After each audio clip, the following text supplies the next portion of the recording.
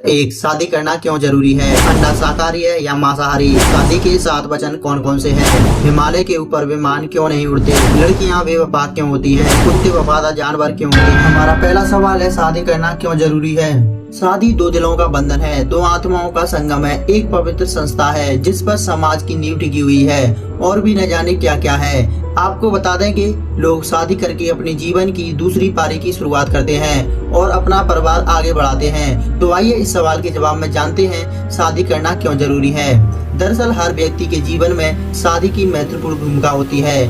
विज्ञान के अनुसार मनुष्य एक सामाजिक प्राणी है जो पूरी जिंदगी अकेले गुजारने में सक्षम नहीं होता।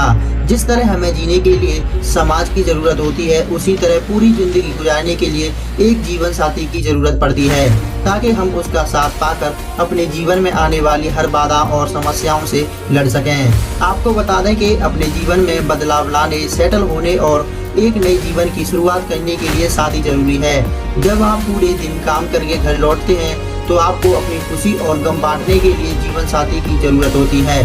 पुराणों में लिखा गया है कि इस संसार में कोई व्यक्ति अकेला न रह सके, इसलिए स्त्री और पुरुष को बनाया गया है ताकि वे शादी के बंधन में बंधकर अपने जीवन की डोर को आगे खींच सकें। एक लंबा जीवन बिताने के लिए शादी महत्वपूर्ण होती है। प्रकृति के बनाए नियम के अनुसार स्त्री को पुरुष के और पुरुष को स्त्री के प्यार की जरूरत होती है। बिना प्यार के वह कई बार मानसिक बीमारियों का शिकार हो जाता है, इसलिए हेल्थ के लिहाज से भी शादी जरूरी है। हमारा दूसरा सवाल है, अंडा शाकाहारी है या मांसाहारी? ये तो आप सभी जानते हैं कि अंडे को प्रोटीन का राजा कहा जाता है। आपको बता दें कि जो लोग जिम में वर्कआउट करते हैं उनके लिए अंडे का सेवन काफी लाभदायक माना जाता है, क्योंकि एक अंडे में करीब 12 ग्राम प्रोटीन पाया जाता है। हालांकि अंडे के शाकाहारी या मांसाहारी होने को लेकर पहले से काफी बहस होती चली आई है। लोग आज भी इस बात से अनजान है कि आखिर अंडा शाकाहारी है या मांसाहारी। तो इस सवाल के जवाब में जानते हैं, अंडा शाकाहारी है या मांसाहारी। जिन लोगों को लगता है कि चूजा अंडे में से निकलता है तो उन्हें पहले अंडे देने वाली प्रक्रिया को समझना चाहिए। दरअसल मुर्गी जब 6 महीने की होती है तो वो हर 24 से 26 घंटे के अंतराल में अंडा देती है, लेकिन अंडा देने के लिए यह जरूरी नहीं है कि वह किसी मुर्गे के संपर्क में आई हो। मुर्गे के संपर्क के बिना जब मुर्गी अंडा देती है तो उसे अनफर्टिलाइज्ड अंडा कहते हैं। वैज्ञानिक इस बात का प्रमाण भी दे चुके हैं कि इसमें से कभी चूजा नहीं निकल सकता। इसलिए अगर आप अंडों को मांसाहारी समझ रहे हैं तो निश्चित ही आप गलत हैं। मुर्गे के संपर्क में आने के बाद जब मुर्गी अंडा देती है तो उसे मांसाहारी अंडा कह सकते हैं। इन अंडों में गैमेट सेल्स मौजूद होता है जो उन्हें मांसाहारी बना देता है। वैसे अंडे के 3 हिस्से होते हैं, पहला छिलका, दूसरा सफेद परत और तीसरे अंडे की जर्दी यानी पीला वाला भाग। अंडे के सफेद वाले भाग में सिर्फ प्रोटीन होता है, इसलिए व्हाइट अंडे को शाकाहारी कहें तो गलत नहीं होगा। सवाल नंबर 3, शादी के 7 वचन कौन कौन से हैं? हिंदू धर्म में शादी के समय अग्नि को साक्षी मानकर पति पत्नी आपस में एक दूसरे से 7 वचन लेते हैं। तो इस सवाल के जवाब में जानते हैं आखिर वो 7 वचन कौन कौन से हैं। पहले वचन में कन्या वर से कहती है कि यदि आप कभी तीर्थ यात्रा को जाओ तो मुझे भी अपने संग लेकर जाना। कोई व्रत, उपवास अथवा अन्य धर्म कार्य करें तो आज की भांति ही मुझे अपने साथ रखना, तो ही मैं आपके साथ रहने के लिए तैयार हूँ। दूसरे वचन में कन्या वर से मांगती है कि जिस प्रकार आप अपने माता पिता का सम्मान करते हैं उसी प्रकार मेरे माता पिता का भी सम्मान करें, तो ही मैं आपके साथ रहने के लिए तैयार हूँ। तीसरे वचन में कन्या कहती है कि आप जीवन की तीनों अवस्थाओं, बाल अवस्था, युवावस्था और वृद्धावस्था में हमेशा मेरा पालन करते रहोगे, तो ही मैं आपके साथ रहने के लिए तैयार हूँ। चौथे वचन में कन्या यह मांगती है कि आप विवाह बंधन में बंधने जा रहे हैं तो भविष्य में परिवार की समस्त आवश्यकताओं की पूर्ति का दायित्व आपके कंधों पर है। यदि आप इस बार को वहन करने की प्रतिज्ञा करें तो ही मैं आपके साथ रहने के लिए तैयार हूँ। पांचवें वचन में कन्या कहती है कि अपने घर के कार्यों में लेन देन अथवा अन्य किसी हेतु खर्च करते समय यदि आप मेरी भी सलाह लिया करें तो ही मैं आपके साथ रहने के लिए तैयार हूँ। छठवें वचन में कन्या कहती है कि मेरी सखियां या किसी और के सामने मुझे अपमानित नहीं करोगे और नशा करके मेरा अपमान नहीं करोगे, तो ही मैं आपके साथ रहने के लिए तैयार हूँ। सातवें वचन के रूप में कन्या यह वर मांगती है कि आप पराई स्त्रियों को माता समान समझेंगे और पति पत्नी के आपसी प्रेम के मध्य अन्य किसी की भागीदारी न बनाएंगे।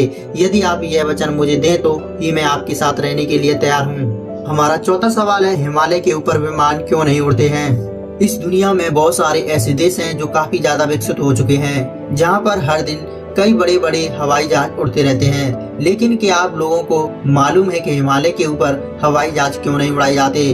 तो इस सवाल के जवाब में जानते हैं कि हिमालय के ऊपर हवाई जहाज व विमान क्यों नहीं उड़ाए जाते। आपको बता दें कि पहला कारण यह है कि पर्वत श्रृंखलाओं पर चलने वाली उच्च गति की हवाएं पर्वत तरंगों का निर्माण करती हैं, जो किसी भी हवाई जहाज को अनियंत्रित कर देती हैं। इसलिए हवाई जहाजों के लिए उस क्षेत्र पर उड़ान भरना लगभग असंभव है। दूसरा कारण यह है कि ऑक्सीजन मास्क में आमतौर पर 15 से 20 मिनट तक की ऑक्सीजन रहती है। अगर किसी कारणवश विमान को 35,000 फीट की ऊंचाई से नीचे लाना पड़ा तो ऐसा करना हिमालय में बहुत खतरनाक हो सकता है, क्योंकि 35,000 फीट की ऊंचाई पर ऑक्सीजन और वायुमंडलीय दबाव बहुत कम हो जाता है। तीसरा कारण यह है कि विमानों में इतनी ज्यादा ऊंचाई रखनी पड़ती है कि यह पायलटों को भूल के लिए जगह देता है। इसका मतलब है कि अगर कुछ गलत होता है तो कप्तान समस्या को ठीक करने की कोशिश करते हुए विमान को कुछ देर के लिए हवा में अपने आप ही उड़ने देता है। इस दौरान अगर भूल सही हो जाती है तो फिर से विमान उड़ने लगता है, नहीं तो आपातकालीन लैंडिंग करनी पड़ती है। लेकिन हिमालय में ऐसा करना असंभव है, इसलिए हिमालय के ऊपर विमान नहीं उड़ाए जाते। सवाल नंबर 5, लड़कियां बेवफा क्यों होती हैं? दरअसल आज की डेट में कपल्स के बीच प्यार होना आम बात है, लेकिन उससे भी ज्यादा आसान हो गया है उस प्यार से छुटकारा पाना। अक्सर लोग छोटी छोटी बातों पर अपने पार्टनर से ब्रेकअप कर लेते हैं। ब्रेकअप के बाद लड़की गर्लफ्रेंड की यादों को दूर करने के लिए सारे मैसेज, फोटो, ईमेल, नंबर आदि सब डिलीट कर देते हैं। लेकिन ब्रेकअप होने की वजह भी लड़कियों को ही माना जाता है। अधिकांश मामले ऐसे होते हैं जिनमें लड़कियां लड़कों को ब्रेकअप करने के लिए मजबूर कर देती हैं। एक सर्वे में बताया गया है कि आखिर लड़कियां कब और क्यों बेवफा हो जाती हैं। सर्वे के दौरान महिलाओं ने कहा है कि रिलेशनशिप में पुरुष का व्यवहार काफी मायने रखता है। सर्वे में जब उनसे पूछा गया कि क्या उन्होंने कभी अपने पार्टनर को धोखा दिया है, तो इस पर उनका जवाब एक जैसा ही रहा। कुछ महिलाओं का कहना था कि अगर उनका पार्टनर उनकी देखभाल ठीक तरीके से नहीं करता है तो धोखे की संभावना कम हो जाती है। वहीं अगर वो उनकी इज्जत नहीं करता है तो फिर महिलाएं बेवफा होने में गुरेज नहीं करती। सवाल नंबर 6, कुत्ते वफादार जानवर क्यों होते हैं? यह पूर्ण सत्य है। एक सूक्ति में कहा गया है कि कुत्ता ही आदमी का सबसे प्यारा दोस्त होता है। वह अपने छोटे या बड़े कार्यों से अपनी विश्वसनीयता से देवी करता है। एक कुत्ता आपके चरणों में अपने आप खुशियों की जड़ी लगा देता है।